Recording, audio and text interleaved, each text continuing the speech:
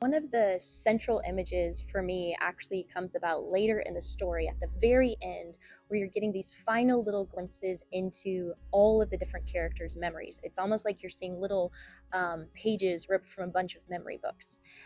So sometimes the way I approach designs is I'll just first collage a bunch of things together from the story. Often that doesn't even become a part of the set, but it inspires textures and colors and that sort of thing.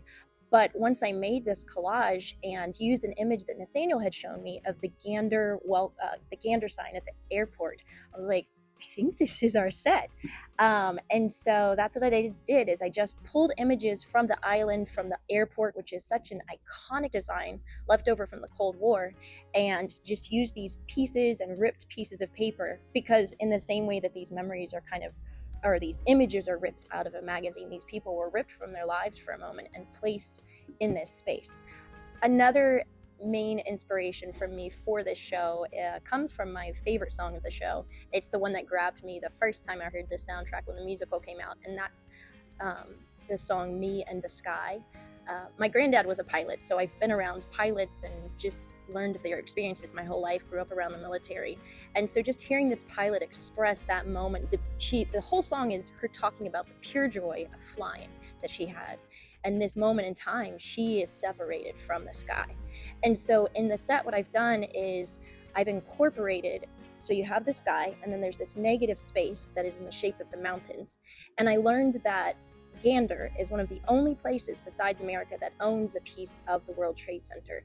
And so I took that steel beam, and that is going to actually be filling the negative space of the mountains. Just as a representation of, there's so much joy in the show, but there's just also these stings of somberness throughout. And so just having a representation on the set of a thing that is separating them and keeping them there in this moment. It is such an incredible honor to be able to not only design the world of this story on stage, but then to also get to inhabit that story with an incredibly stacked cast of actors. We've got Darla. Everybody who knows Darla and has seen her be on our stage or perform throughout the community or has had a chance to work with her as a student knows just what an absolute ball of energy and fierce performer that she is.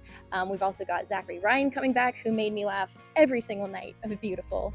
And then Leanna as well, coming back to our stage. She and I got to play Thing 1 and Thing 2 in Cat in the Hat together. And all of these people, knowing just the depth of character that they bring, is just such an incredibly humbling thing to be able to do. My process as a designer started, 6 to 8 months ago when we first knew we were doing this show and began the process of discussing what it was going to look like. And so that journey has almost come to an end for me. The design part of the journey overlaps as well as an actor preparing. I was cast a couple months ago, and I'm now kind of transitioning into more the brain of the performer brain. And because we have such an amazing team here at Emerald Coast Theater Company, I am able to hold both of those roles and trust that the team will continue the design side of everything, and I'll have the brain space to be present as a performer. I'm just so lucky to get to work at this place where I get to do both things. That does not happen at many companies, and I can't wait for you guys to see Come From Away.